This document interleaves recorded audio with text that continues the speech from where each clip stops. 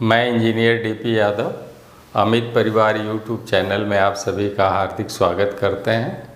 हम लोग DC generator में विभिन्न प्रतियोगी परीक्षाओं में पूछे गए प्रश्नों का एक संकलन देख रहे हैं और ये बहुत ही इम्पोर्टेंट क्वेश्चन है आपके लिए और हमेशा ये रिपीटेड क्वेश्चन है, बार बार विभिन्न प्रतियोगी परीक्षाओं में पूछे गए प्रश्न हैं।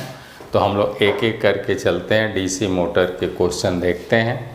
पहला क्वेश्चन हम लोगों का है, डीसी मोटर में आर्मेचर को लैमिनेटेड किया जाता है क्यों? तो हम लोग सभी लोग जानते हैं भंवर धारा हानियों को कम करने के लिए। किसको?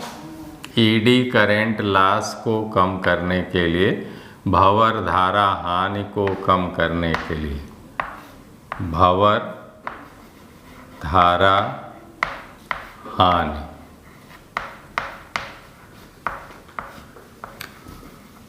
को कम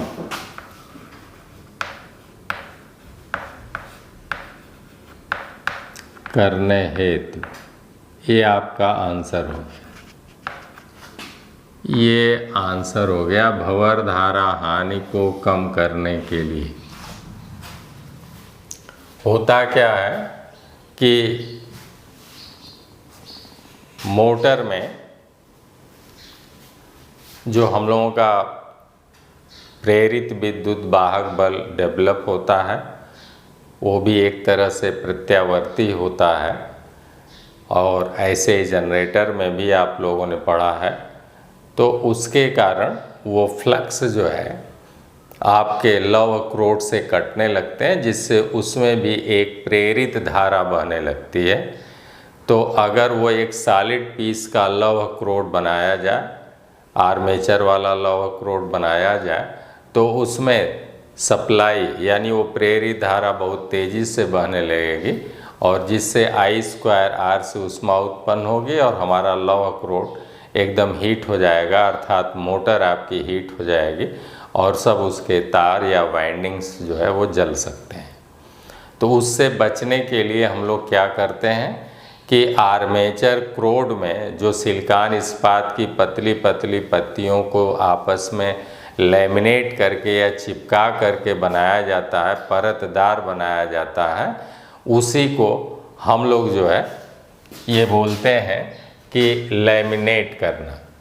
जैसे आपकी मार्कशीट लैमिनेट की जाती है, कई परतदार बना दी जाती है, मार्कशीट के ऊपर भी एक प्लास्टिक की परत चढ़ा दी जाती है, एक नीचे परत चढ़ा दी जाती है, तो आप उसे कहते हैं लैमिनेशन करा दिया।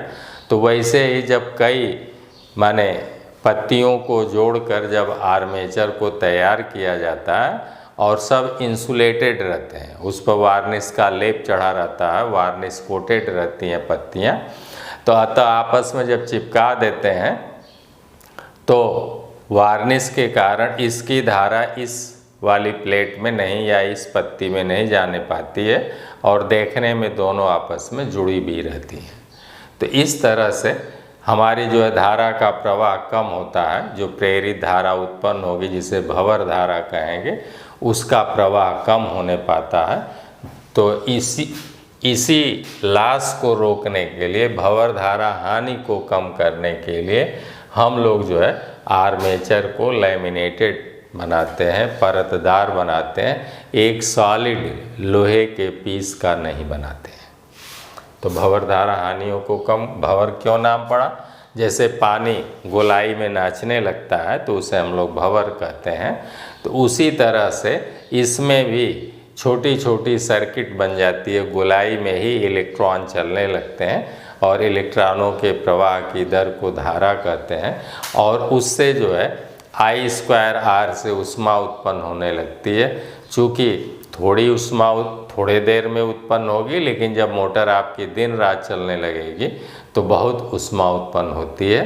तो इस तरह से थोड़ी थोड़ी ऊष्मा ही बहुत ज़्यादा हीट कर देती है। उसी को शांत करने के लिए हम लोगों को जो है भंवर धारा हानि को या उसके कारण जो लॉस हो रहा है उसको कम करने के लिए हम लोग क्रोड जो है, आर्मेचर क्रोड जो सिलिकॉन इस्पात का बना है, उसे लैमिनेटेड बनाते हैं, परतदार बनाते हैं। अगला क्वेश्चन है, यदि डीसी मोटर के सप्लाई को आपस में बदल दिया जाए तो क्या होगा? टर्मिनल से आपस में बदल दें, टर्मिनल से ही बदल दें तो मोटर के डायरेक्शन पर कोई प्रभाव नहीं पड़ेगा, केवल दो जगह से प्रभाव पड़ता है। अगर डायरेक्शन बदलना है तो हम फील्ड वाइंडिंग में धारा की दिशा चेंज करेंगे अथवा उसकी ध्रुवता पोलरिटी चेंज करेंगे, अथवा आर्मेचर में धारा की दिशा चेंज करेंगे अथवा आर्मेचर की पोलरिटी चेंज करेंगे। तो इस तरह से दो जगह से ही केवल मोटर का डायरेक्शन चेंज होता है। अगर हम ऊपर टर्मिनल बॉक्स से ही इस तार को खोलकर इस खूंटी में और इसको खोलकर इस खूंटी में लुपेट दिया या बांध दिया तो उससे कोई प्रभाव नहीं पड़ेगा, क्योंकि अंदर फील्ड वाइंडिंग भी चेंज हो जाएगी और आर्मेचर वाइंडिंग में भी परिवर्तन हो जाएगा। अतः जब एक साथ दोनों में परिवर्तन हो जाएगा तो मोटर जिस दिशा में घूमती रहती है उसी दिशा में घूमती रहेगी, कोई चेंज नहीं होगा। तो इसका आंसर हो गया, यदि डीसी मोटर के सप्लाई को आपस में बदल दिया जाए तो क्या होगा? तो लिख लें, मोटर पूर्ववत नाचती रहेगी, पूर्ववत नाचती रहेगी, उसके डायरेक्शन में कोई चेंज नहीं होगा। ये आपका आंसर हो गया। अगला है, क्यूमुलेटिव कंपाउंड डीसी मोटर में लोड बढ़ाने से गति। तो हर मोटर में कुछ न कुछ लोड बढ़ाने से गति घटती है। तो चाहे वो कोई भी मोटर हो, केवल एक अपवाद है डिफरेंशियल कंपाउंड मोटर। एक ऐसी मोटर है, सारी मोटरों में याद कर लीजिए कि एक डिफरेंशियल कंपाउंड मोटर ऐसी मोटर है जिस पर लोड बढ़ाने पर गति बढ़ती है। और उसके अलावा जितनी भी मोटरें हैं सभी मोटरों में लोड बढ़ाने पर गति कुछ न कुछ अवश्य कम होती है। शंट मोटर स्थिर गति वाली मोटर है, लेकिन उस पर भी लोड बढ़ाने पर हल्का फुल्का उसकी भी गति में कमी आती है। तो इसको लिख लें, क्यूमुलेटिव कंपाउंड डीसी मोटर में लोड बढ़ाने से गति तो कुछ न कुछ कम होती है। लिख लें, कुछ न कुछ कम होती है, लोड बढ़ाने पर गति कम होती है।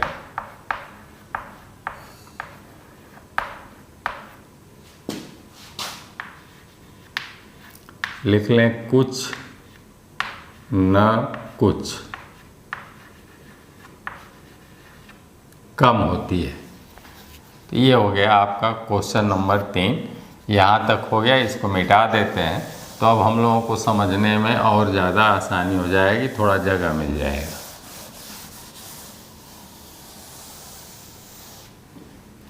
अगला क्वेश्चन है, डिफरेंशियल कंपाउंड डीसी मोटर की गति लोड बढ़ाने पर। तो यही एक ऐसी मोटर है जिसकी गति जो है लोड बढ़ाने पर बढ़ती है और लोड घटाने पर घटती है। तो डिफरेंशियल कंपाउंड मोटर ऐसी मोटर है जिसका क्या है, लोड बढ़ाने पर गति लोड बढ़ाने पर बढ़ती है। गति क्या होती है, बढ़ती है। और सारी मोटरों की घटती है, लेकिन इसकी गति जो है बढ़ती है। लोड बढ़ाते जाएंगे, गति बढ़ती जाएगी। अगला, विद्युत रोधन प्रतिरोध मापा जाता है। तो मेगा ओम में मापते हैं, मेगर से मापते हैं। लिख लें, क्वेश्चन नंबर 5 का आंसर। क्वेश्चन नंबर 5 का आंसर, क्वेश्चन नंबर 5 का आंसर लिख लें। आंसर लिख लें मेगा ओम में, मेगा ओम, या हिंदी में लिख लें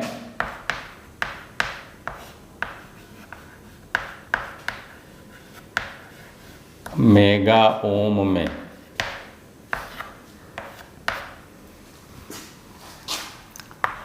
जानकारी के लिए लिख लें बेटा, लिख लें केबिल आदि का उच्च प्रतिरोध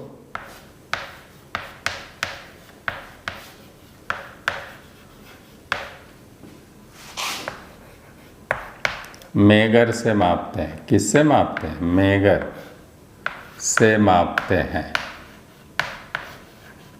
मेगर क्या है? उच्च प्रतिरोध मापने का यंत्र है, मेगर से मापते हैं। और किस में मापेंगे? मेगा ओम में। 5वां क्वेश्चन हो गया। छठा, 120 वोल्ट पर कार्य करने वाली डीसी मोटर ईबी 110 वोल्ट हो, 0.5 ओम प्रतिरोध वाले आर्मेचर में कितनी धारा प्रवाहित होगी? तो हम लोग जानते हैं, क्वेश्चन नंबर 6 देखते हैं। क्वेश्चन नंबर 6 आपका ये है, धारा I बराबर, आप लोगों ने पढ़ा है कि मोटर में आपका जो सप्लाई वोल्टेज है, ऐसे आपका चित्र बना देते हैं। ये आपका आर्मेचर हो गया ऐसे, और यहाँ से ये आपका शंट फील्ड वाइंडिंग हो गई ऐसे, और यहाँ से आपने V वोल्ट की सप्लाई दे दिया।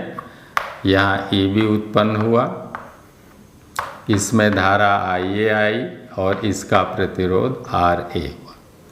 तो आप लिखते हैं V बराबर होता है EB प्लस IA RA। देखिए ना, यहाँ का वोल्टेज बराबर यहाँ का वोल्टेज बराबर यहाँ का वोल्टेज। अगर यहाँ धारा ISH आ रही है, इसका प्रतिरोध RSH है शंट का, तो ऐसे तीनों जगह का वोल्टेज समांतर क्रम में बराबर होगा। तो दिया गया वोल्टेज V बराबर आप लिखते हैं, V बराबर हो गया EB उत्पन्न हुआ और प्लस प्रतिरोध कै वोल्ट खाएगा ओम के नियम से, V बराबर IR होता है। तो IA गुणे RA वोल्ट ये भी खाएगा, तो इसे भी इसमें जोड़ेंगे तब इस दिए गए वोल्टेज के बराबर होगा। तो इसी को लिखेंगे IA गुणे RA। ओम का नियम कहता है V बराबर IR। तो इतना वोल्ट ये और EB वोल्ट उत्पन्न हुआ, इन दोनों को जोड़ देंगे तो दिए गए वोल्टेज के बराबर होगा, और यही बराबर हो जाता है ISH गुणे RSH। ये वोल्टता का समीकरण आप लोगों को लिखाया गया है मोटर में। तो इस तरह से अगर हम लोग इतने ले लें, ये इतना ले लें, तब आप देखेंगे हो जाएगा V माइनस EB,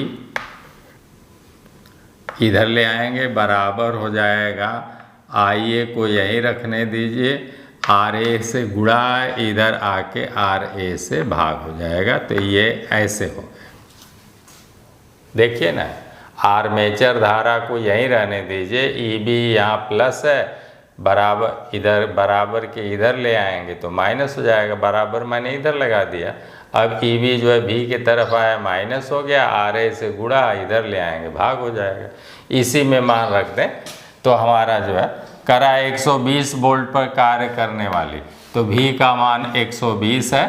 तो अगली लाइन में यहाँ पर V का मान IA बराबर, फिर यहीं मैं लिख देता हूँ V का मान 120 लिख देता हूँ, माइनस EB 110 है। आपके प्रश्न में EB का मान 110 दिया है, तो यहाँ लिख दें 110 बटे RA का मान दिया, आर्मेचर प्रतिरोध 0.5 ओम दिया है, तो यहाँ पर लिख देते हैं 0.5। मान पुटअप कर दीजिए, IA का मान आ जाएगा। 120 में से 110 गया 10 हो गया, और 10 में 5 से भाग दे देंगे, तो आपका ये अगर इसको 5 बनाना है तो ऊपर 100 हो जाएगा, तो हो जाएगा 20/500। IA का मान आ गया 20 एम्पियर। IA बराबर कितना आ गया? 20 एम्पियर। क्लियर हो गया? ये आंसर आ गया, यही आपका आंसर हो गया। क्लियर हो गया? भाग दे लेंगे, कोई दिक्कत? ऊपर 10 हुआ, नीचे 0.5 हटाने के लिए ऊपर भी 10 से गुणा कर दीजिए, नीचे तो ऊपर 100 हो जाएगा, नीचे 5, 20 25 100, आंसर 20 एम्पियर आ गया। इसको मिटा दें। 6 नंबर तक हो गया आपका क्वेश्चन, 6 नंबर तक हो गया। अब हम लोग चलते हैं 7 नंबर पर।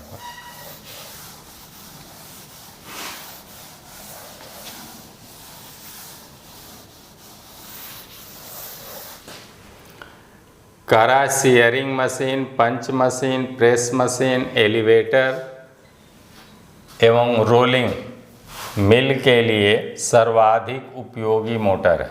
बहुत इंपॉर्टेंट क्वेश्चन है। अभी तक जितने भी आपने क्वेश्चन देखा है बेटा, वो सारा बहुत इंपॉर्टेंट है और 1-1 लाख बार पूछे गए प्रश्न है। इसलिए सारे प्रश्नों को आप ध्यान से एक अच्छी नोट्स बनावें, उनको एकदम तैयार कर लें। आपके जो है ये प्रश्न NTPC वगैरह में भी पूछे जाएंगे, क्योंकि आप हाई स्कूल तक या इंटरमीडिएट तक साइंस पढ़े हुए हैं। तो इंटरमीडिएट की साइंस में भी आपका मोटर है, AC है, DC है, सब है। तो इससे भी क्वेश्चन आपसे पुटअप किए जा सकते हैं। तो RRB NTPC के भी बच्चे इसे बहुत ध्यान से देखें और पढ़ें। तमाम जगहों पर जो है ये प्रश्न पूछे गए हैं।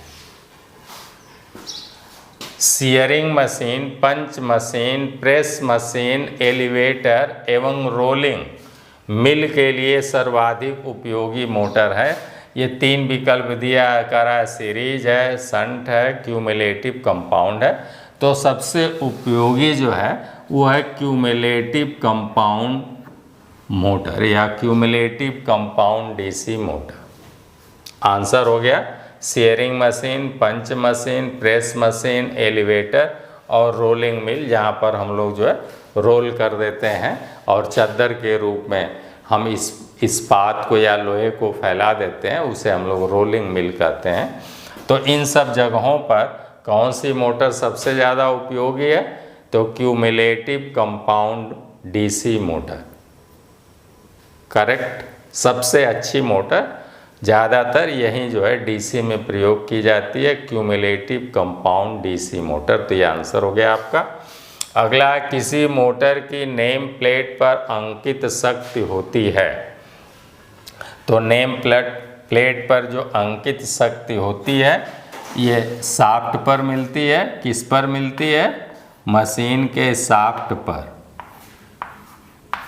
शाफ्ट पर प्राप्त होती है और ये होती है BHP। किसी मोटर की नेम प्लेट पर अंकित शक्ति होती है, कहाँ पर प्राप्त होती है? ये शाफ्ट पर प्राप्त होगी। मोटर के धुर्रे पर जितनी शक्ति प्राप्त होगी वही नेम प्लेट पर लिखी जाएगी, वही हमारे काम आएगी। उसी पर पुली पट्टा चढ़ाकर हम लोग काम लेंगे। तो इस तरह से नेम प्लेट पर जो शक्ति लिखी जाती है वो शाफ्ट पर, हमें मोटर के शाफ्ट पर प्राप्त होती है और इसी पर पुली पट्टा चढ़ाकर हम लोग काम लेते हैं। और जो शाफ्ट पर शक्ति प्राप्त होती है उसी को हम लोग BHP कहते हैं। क्या कहते हैं? BHP कहते हैं। अगला क्वेश्चन है, DC मोटर में डमी कॉइल प्रयोग करने का उद्देश्य है। तो आर्मेचर में यांत्रिक संतुलन स्थापित करना। Dummy coil, question number 9। Question number 9 का आंसर देख लें। आर्मेचर में यांत्रिक यानी मैकेनिकल, यांत्रिक संतुलन स्थापित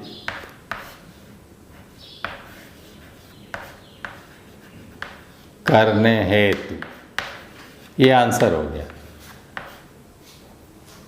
आर्मेचर में यांत्रिक बैलेंस बनाने के लिए हम लोग जो है डमी कुंडली का प्रयोग करते हैं।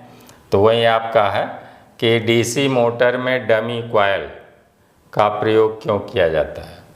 अगला, सामान्य से अधिक घूर्णन गति नियंत्रण या अधिक गति परिवर्तन कंपाउंड मोटर हेतु स्टार्टर प्रयोग किया जाता है। तो 4 पॉइंट स्टार्टर 10वें का आंसर हो गया कौन सा हम लोग 4 पॉइंट स्टार्टर का प्रयोग 4 पॉइंट स्टार्टर का प्रयोग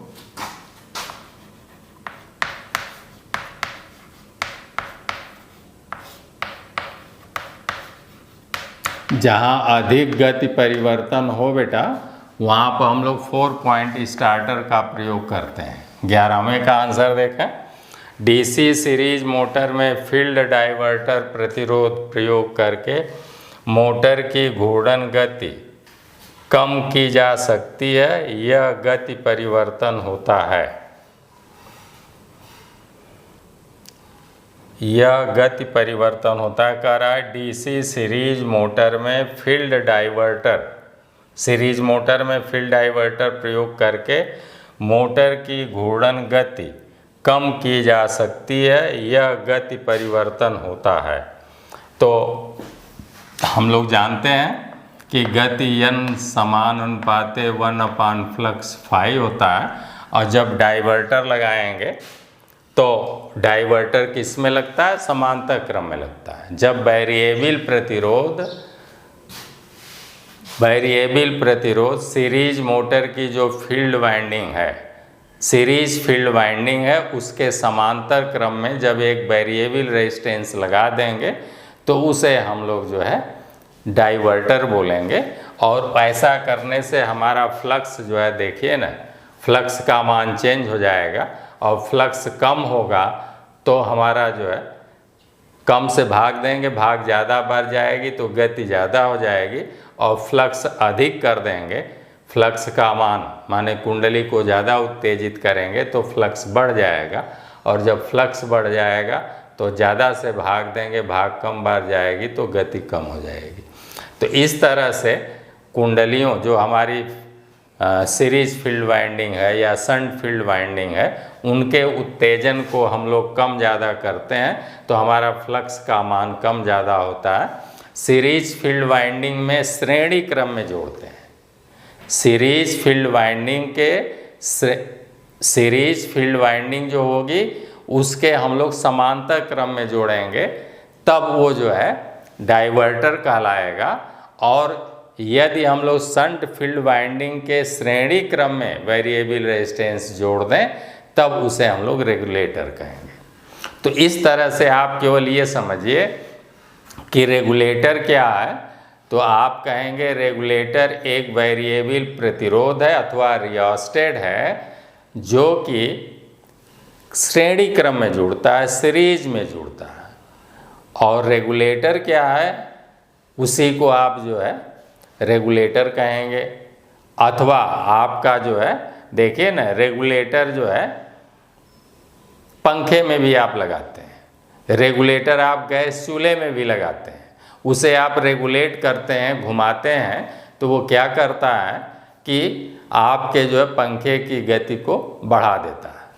तो इस तरह से अथवा घटा देता है। तो इस तरह से जब श्रेणी क्रम में वेरिएबल रेजिस्टेंस जोड़े जाएंगे, और चाहे वो शंट फील्ड वाइंडिंग के श्रेणी क्रम में जोड़ें या किसी के भी श्रेणी क्रम में जोड़ेंगे वेरिएबल रेजिस्टेंस, अथवा रियोस्टेट भी वेरिएबल रेजिस्टेंस है, तो उसे हम लोग रेगुलेटर कहेंगे। ऐसे ही आप समांतर क्रम में जब वेरिएबल रेजिस्टेंस जोड़ेंगे, चाहे वो सीरीज फील्ड वाइंडिंग के समांतर क्रम में जोड़ दें, तो उसे हम जो है क्या कहेंगे? डाइवर्टर कहेंगे। तो इस तरह से डीसी सीरीज मोटर में फील्ड डाइवर्टर प्रयोग, तो देखिए ना, डीसी सीरीज मोटर के सीरीज फील्ड में हम लोग डाइवर्टर प्रतिरोध प्रयोग करके मोटर की घूर्णन गति कम की जा सकती है, यह गति परिवर्तन होता है। तो आगे लिख लें बेटा, सामान्य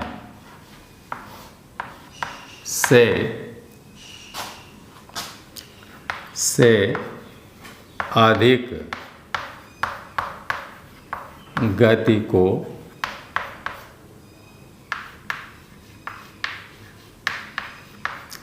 नियंत्रित करते हैं। इस विधि द्वारा सामान्य जो गति है, माने मोटर जो है बिना लोड के और बिना जो है किसी नियंत्रण के जब चलती है तो उसकी वो सामान्य गति कहलाती है। और उस सामान्य गति से नीचे की गति इस विधि द्वारा नियंत्रित नहीं की जा सकती है। केवल सामान्य से अधिक गति जब होगी तो उसी अधिक गति को ही हम कम या अधिक कर सकते हैं। सामान्य से, तो वही लिखा है, सामान्य से अधिक गति को नियंत्रित करते हैं। इस तरह से 11 क्वेश्चन इधर हो गए आपके। अगला हम लोग 12वां क्वेश्चन देखते हैं। 12वां क्वेश्चन क्या कर रहा है देख लेते हैं। श्रेणी मोटर में चालक को आधे मान से घटाया जाए तथा अन्य गुणन अपरिवर्तित रहे तो चाल होगी। तो चाल देख लीजिए, हम लोग जानते हैं EB बराबर होता है phi Z N P upon 60A। अब यहीं से n बराबर यदि लिखा जाए या n बराबर आप लिखेंगे, यहाँ से पक्षांतर करेंगे तो हो जाएगा EB गुणे 60A बटे में हो जाएगा फाई जेड पी, इतना हो जाएगा। n बराबर जब यहाँ से पक्षांतर करेंगे n बराबर तो इतना हो जाएगा। अब देखिए कह रहे हैं z को आधा कर दें, तो z को जब प्रश्नानुसार z को आधा करेंगे तो ये पलटकर ऊपर चला जाएगा। तो प्रश्नानुसार यहाँ लिख लें, प्रश्नानुसार यही z जो है कुल चालकों की संख्या है, इसे z को ही आधा किया गया। तो ये गति का फार्मूला हो गया बेटा ऐसे। अब लिखेंगे प्रश्नानुसार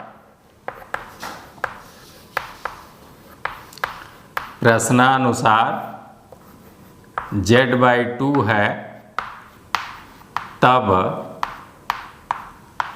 n बराबर हो जाएगा EB गुणे 60A बटे फाई जेड बटे 2P।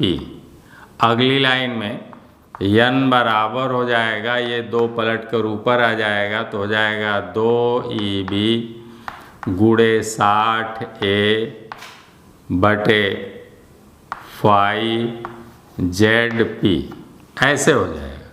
तो अब देखिए ना, पहले केवल ये इतने था, अब इतने में देखिए कितने से गुणा हो गया, 2 से गुणा हो गया। तो अब गति जो है कितनी हो जाएगी, चाल होगी तो चाल 2 गुनी हो जाएगी। तो लिख लें नई चाल जो है या नई न्यू चाल NW न्यू चाल जो है वह 2 गुनी हो जाएगी। तो लिख लें आंसर हो गया चाल 2 गुनी हो जाएगी।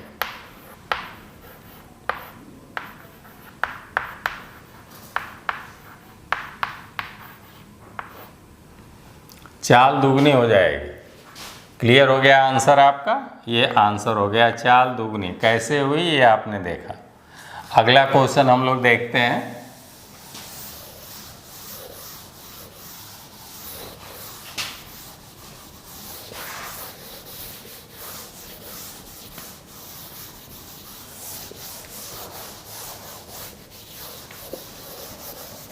अगला क्वेश्चन हम लोग देखते हैं 13 नंबर। एक स्थिर वोल्टेज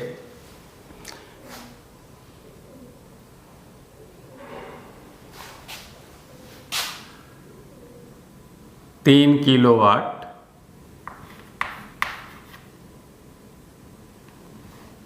वाले डीसी शंट मोटर की गति 2000 आरपीएम है। इस गति को 2500 आरपीएम में परिवर्तित करना है तो किस गति नियंत्रण का प्रयोग करेंगे? तो हम लोग जो है फ्लक्स नियंत्रण का प्रयोग करेंगे, क्योंकि आप जानते हैं कि सामान्य गति 2000 से गति हमें बढ़ाना है तो उसके लिए हम लोग जो है फील्ड नियंत्रण विधि का प्रयोग करेंगे। तो ये 13वां क्वेश्चन है, किस गति नियंत्रण का प्रयोग करेंगे? तो 13वें का आंसर हो गया, 13वें का आंसर हो गया n समान अनुपाते 1/5 होता है।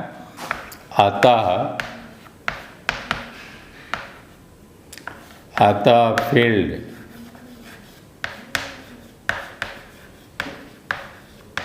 नियंत्रण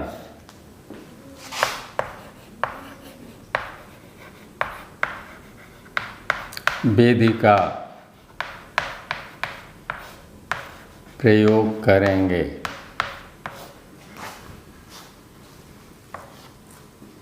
ऐसे लिख लें। अगली पॉइंट लिख लें, तो इसी में लिख लें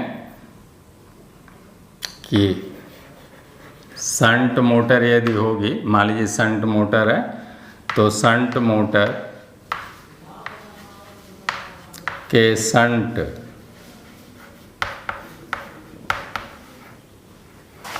फील्ड वाइंडिंग के श्रेणी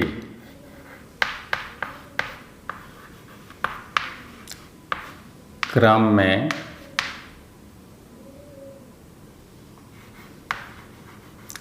वेरिएबल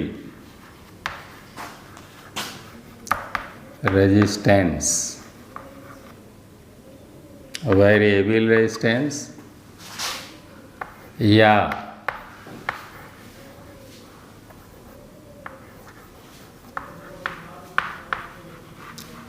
या रियास्टेड कोस्ट में रेगुलेटर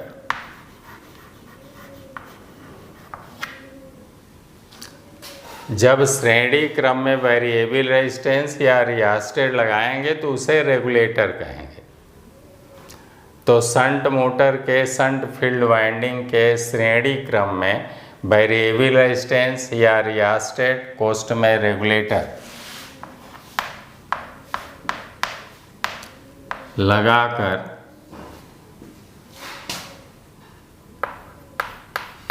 गति 2500 आरपीएम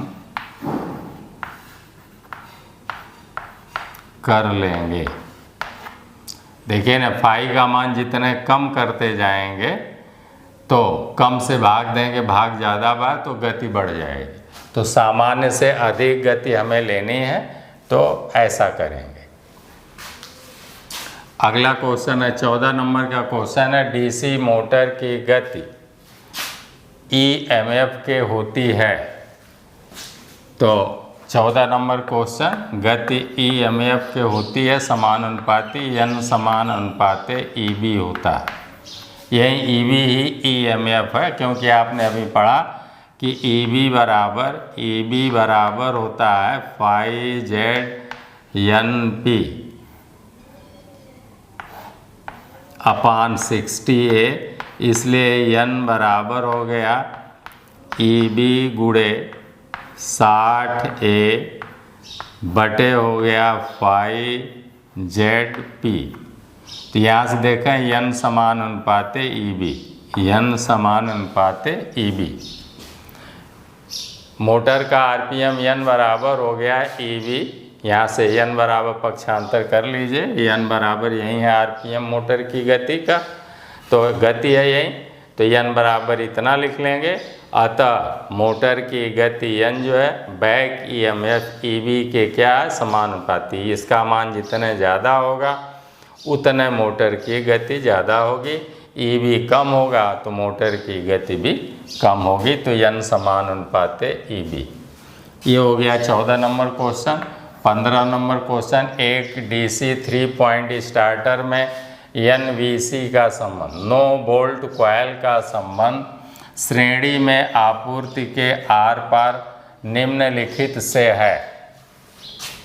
तो शंट क्षेत्र से है। किससे करते हैं? शंट क्षेत्र से करते हैं। नो बोल्ट कॉइल, एनवीसी का मतलब है नो बोल्ट कॉइल का संबंध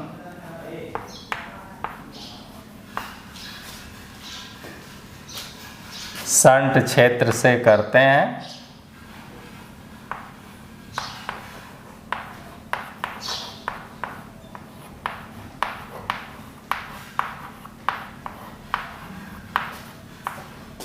शंट क्षेत्र से करते हैं। नो बोल्ट कॉइल, सुन लें, नो बोल्ट कॉइल, अगली पॉइंट लिख लें चाहे तो। नो बोल्ट कॉइल एक वैद्युत चुंबक है, एक वैद्युत चुंबक होता है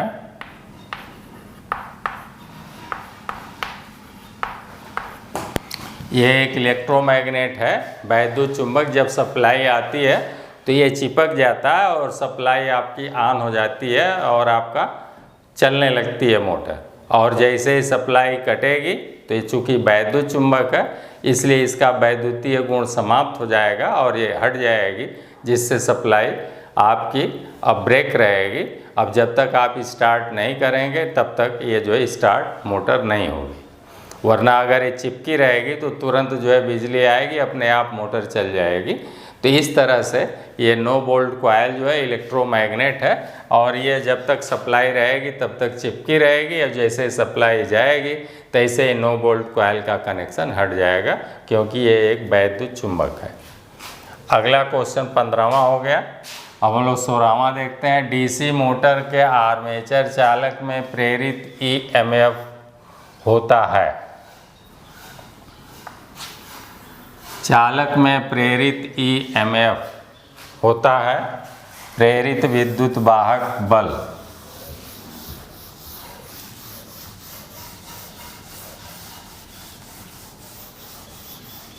ईएमएफ होता है, कौन था क्वेश्चन 16वां, तो लिख लें ईएमएफ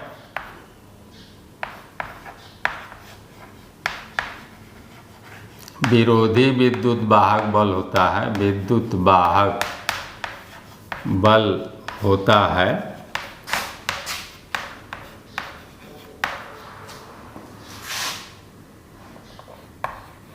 जिसे ईबी से व्यक्त करते हैं।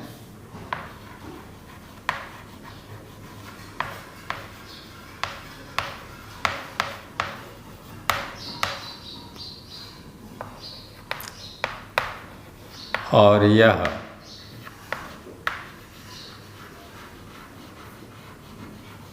सप्लाई वोल्टेज V का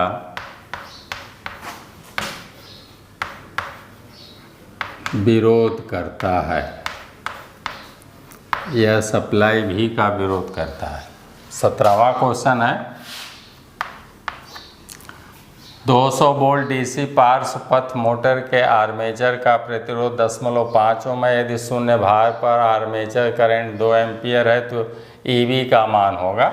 तो आप लोग अभी फार्मूला एक पढ़े थे, वो फार्मूला यही आपने पढ़ा था कि V बराबर होता है ईबी प्लस IARA। यहाँ से इसमें कर रहे हैं कि 200 वोल्ट डीसी पार्श्व पथ आर्मेचर सीरीज का आर्मेचर का प्रतिरोध 0.5 ओम है, शून्य भार पर आर्मेचर करंट 2 एम्पियर है। तो मान रख दें 200 वोल्ट पार्श्व पथ, ईबी का मान पूछ रहा है तो यहाँ 200 रखें, बराबर ईबी प्लस IA का मान दिया है 2 एम्पियर, तो लिखें 2 गुणे आर्मेचर रेजिस्टेंस 0.5 दिया, ऐसे रख दें तो हो जाएगा 200 बराबर ईबी प्लस 2 पचे 10 तो ये 1 हो गया, इसलिए ईबी बराबर हो गया 200 माइनस 1 बराबर 199 volt.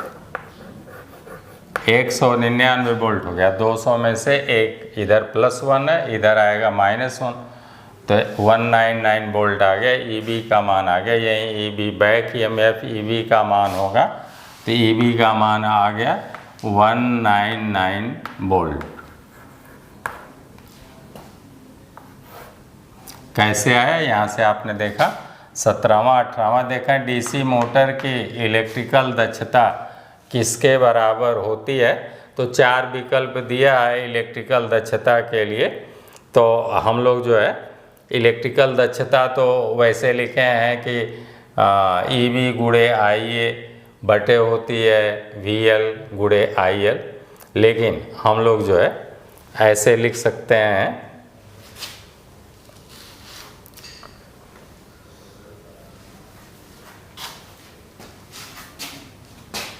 18वां question, input minus copper loss. 18वां क्वेश्चन, तो दक्षता या प्रतिशत दक्षता बराबर इनपुट पावर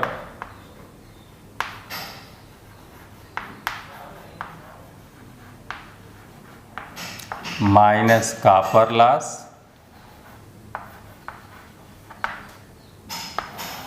पूरे के बटे इनपुट पावर, ऐसे भी लिख सकते हैं।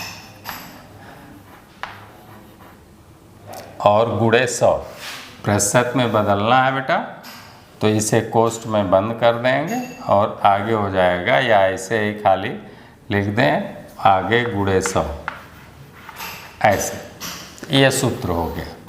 दक्षता को ऐसे व्यक्त कर सकते हैं, इलेक्ट्रिकल दक्षता, यहाँ पर E for electrical, input power watt में रहेगा, माइनस कॉपर लॉस वाट में बटे इनपुट पावर। तो इनपुट में से कॉपर लॉस निकल जाएगा तो आउटपुट हो जाएगा, तो आउटपुट बटे इनपुट हो जाएगा, ऐसे भी लिख सकते हैं, एक विकल्प दिया हुआ है। अगला DC मोटर का शाफ्ट टार्क इसके आर्मेचर टार्क से कम होता है।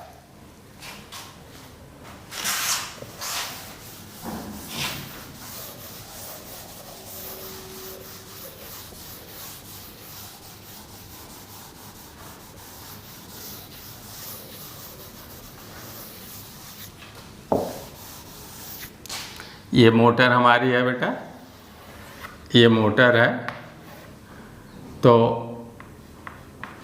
ये मोटर हो गई, ये हमारा आर्मेचर हो गया। ये क्या हो गया, ये आर्मेचर हो गया और ये धुर्रा हो गया।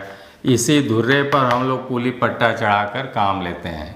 तो आर्मेचर का टार्क, इसका जो टार्क होता है TA, आर्मेचर टार्क, और इसे कहेंगे TSH, शाफ्ट का टार्क। तो आर्मेचर का टार्क ज़्यादा होता है, लेकिन घर्षण के कारण ये नाच रहा, तो घर्षण के कारण बैरिंग धुर्रा प्लस से हवा बांध रहा है, तो इस तरह से घर्षण के कारण जो हमारा शाफ्ट का टार्क, जो धुर्रे का टार्क है, क्योंकि नचाता तो आर्मेचर ही है, तो आर्मेचर किस पर चढ़ा है, धुर्रे पर, तो फिर धुर्रा नाचता है। इसी धुर्रे पर पुली पट्टा चढ़ाकर हम लोग काम लेते हैं। तो TA अधिक होता है, इसका मान TA अधिक है, यानी आर्मेचर का टार्क TA अधिक होता है, और ये हवा के घर्षण के कारण, बैरिंग धुर्रा के घर्षण के कारण TSH यानी शाफ्ट का टार्क कम हो जाता है। किसके कारण, घर्षण के कारण। तो यही प्रश्न पूछ रहा है कि DC मोटर का शाफ्ट टार्क इसके आर्मेचर टार्क से कम होता है। क्यों कम होता है, तो आप लिखेंगे आंसर, इसका लिख देंगे, आंसर लिख देंगे घर्षण लॉस के कारण। घर्षण वायु के कारण भी होगा बेटा, और बैरिंग धुर्रा में भी होगा, इस तरह से। अगला क्वेश्चन नंबर 19, DC मोटर हो गया, ये 19 का जवाब था, एक क्वेश्चन नंबर 19 का।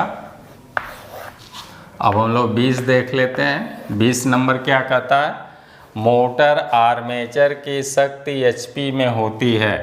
तो मोटर आर्मेचर की शक्ति HP में तो शक्ति पावर P बराबर होता है बेटा 2 पाई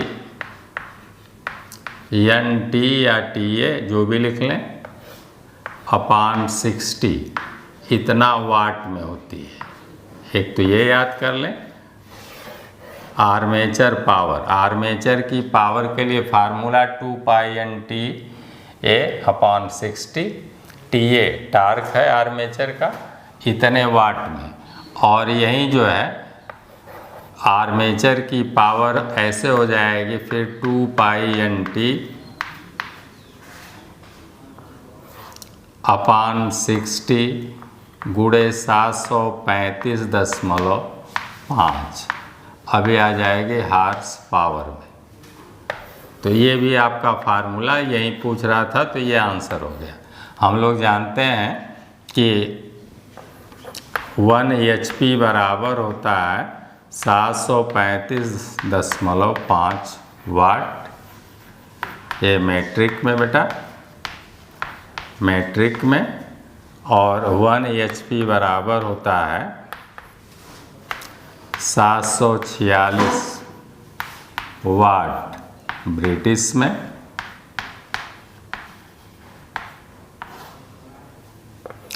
और 1 हार्स पावर बराबर होता है 1 HP बराबर होता है 75 किलोग्राम मीटर प्रति सेकेंड, अथवा 1 HP बराबर होता है 4500 किलोग्राम मीटर प्रति मिनट।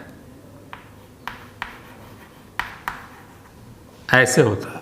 तो हम लोग ये वाला फार्मूला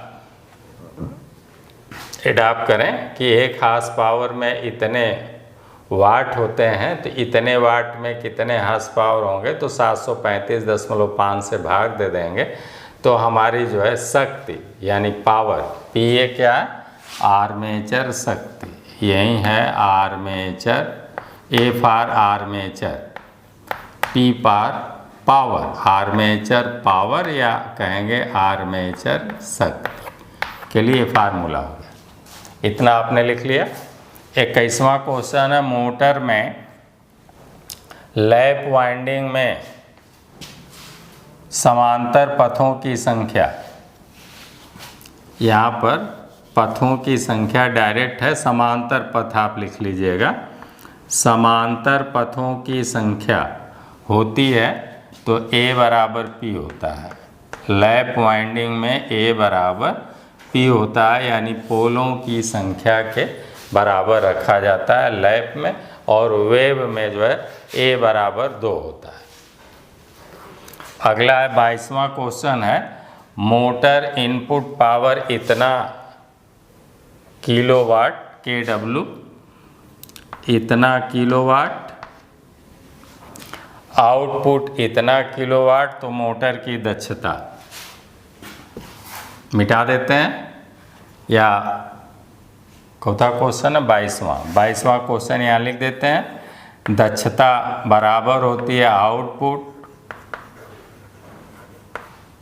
बटे इनपुट बेटा, आउटपुट बटे इनपुट।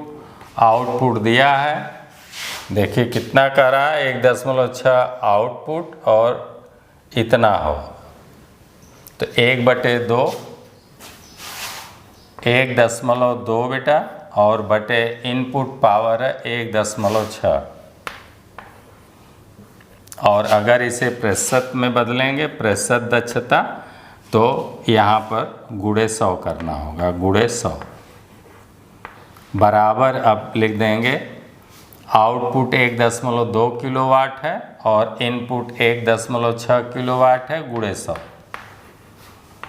काट देंगे बेटा, 3 से दशमलव हट गया, दोनों जगह से दशमलव, तो 3 चौक 4 से काट दिया, 4 तिहाइयाँ 12 और 4 चौक के 16 गुणे 100, इतना हो गया। 4 25 100, 25 तियाँ 75, तो दक्षता आ गई 75%। ये आपका आंसर हो गया। दक्षता का आंसर आ गया 75%, ये answer. Clear concept. 23 number question पर देखते हैं हम लोग। डीसी शंट मोटर में यदि टर्मिनल वोल्टेज को आधा कर दिया जाए और टार्क समान बना रहे तो वोल्टेज आधा करने पर गति भी आधी हो जाएगी। तो लिख लें, हम लोग घरों में भी देखते हैं कि वोल्टेज आधा करने पर गति क्या हो जाती है, आधी हो जाएगी। तो इसका आंसर लिख लें 22वें का, 23वें का। क्वेश्चन नंबर 23, टर्मिनल वोल्टेज आधा हो रहा है, तो 23 का आंसर हो गया बेटा, वोल्टेज भी आधा करने पर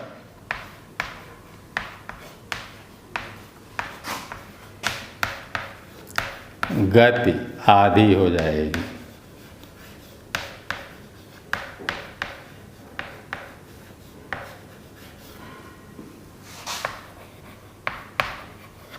और धारा बेटा तब दोगुनी खींचना शुरू कर देगा।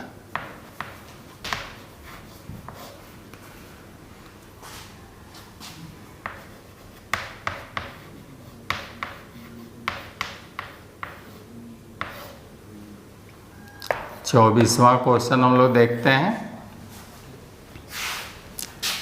इंटरपोल उपयोग करने का उद्देश्य क्या होता है?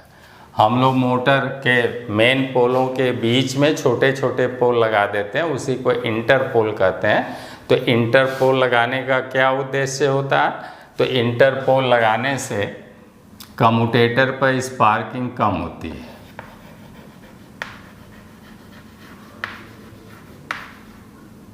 कम्यूटेटर पर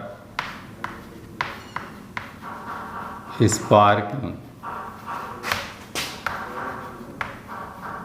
कम करने हेतु स्टेटर पर स्पार्किंग, कम्यूटेटर पर स्पार्किंग कम करने हेतु हम लोग जो है इंटरपोल का प्रयोग करते हैं। अगला, शाफ्ट को उसकी जगह पर रखते हैं। शाफ्ट को उसकी जगह पर रखते हैं यानी शाफ्ट का अलाइनमेंट कहेंगे। 25वां question, motor shaft. Motor shaft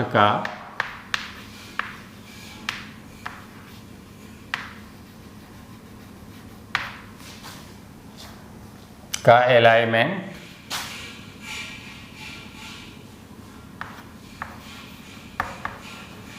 side प्लेटें या साइड प्लेट रखती हैं।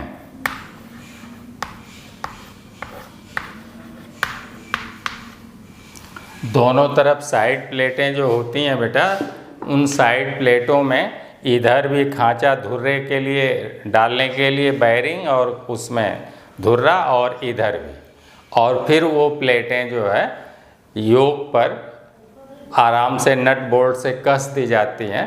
अतः जो हम लोगों का आर्मेचर वाला धुर्रा होता है, उस धुर्रे का अलाइनमेंट करने में कोई दिक्कत नहीं होती है। अगर वो धुर्रा हमारा इधर साइड प्लेट की खांचे में और इधर वाली साइड प्लेट की खांचे में बैठ गया तो अपने आप जो है आर्मेचर का या धुर्रे का अलाइनमेंट हो जाता है, अपने आप सीधा हो जाता है। तो इस तरह से यही प्रश्न है कि शाफ्ट की उसकी जगह पर कौन रखता है? तो आप कहेंगे शाफ्ट का अलाइनमेंट साइड प्लेटें करते हैं, या इसी को साइड प्लेट को ही एंड प्लेट भी कहते हैं। इसे क्या कहते हैं? End plate. एंड प्लेट भी कहते हैं, या हिंदी में सिरापट्ट कहते हैं। सिरापट्ट।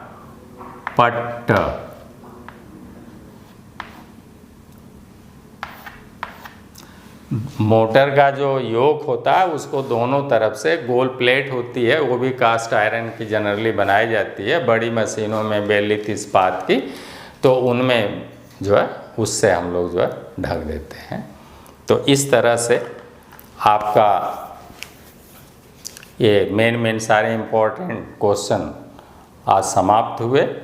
अब हम लोग जो भी आप लोग कहेंगे, इलेक्ट्रॉनिक्स कहेंगे तो इलेक्ट्रॉनिक्स शुरू कर देंगे, एसी कहेंगे तो एसी शुरू कर दें, या एसी मोटर शुरू कर दें, या पूरा एसी की थ्योरी जो कॉन्सेप्ट है, एसी को सीरीज में पैरेलल में जोड़ना और फिर उसमें रेजिस्टेंस जोड़ना, संधारित्र जोड़ना और कुंडली जोड़ना, प्रतिघात ज्ञात करना, इम्पीडेंस ज्ञात करना, रिएक्टेंस ज्ञात करना, फिर RLC series circuit, parallel circuit, ये सब जितनी भी बातें हैं वो सब आप कहेंगे तो वो शुरू किया जाएगा। एसी मोटर कहें तो वो, अथवा इलेक्ट्रॉनिक्स कहें तो वो, जो भी आप लोग कहेंगे वो अगले वीडियो में अब वहाँ से हम लोग स्टार्ट करेंगे। आज हम इसको यहीं समाप्त करते हैं, तो शेष अब अगले वीडियो में हम लोगों की मुलाकात होगी। तब तक के लिए आप लोगों को मंगलमय शुभकामनाएं। धन्यवाद।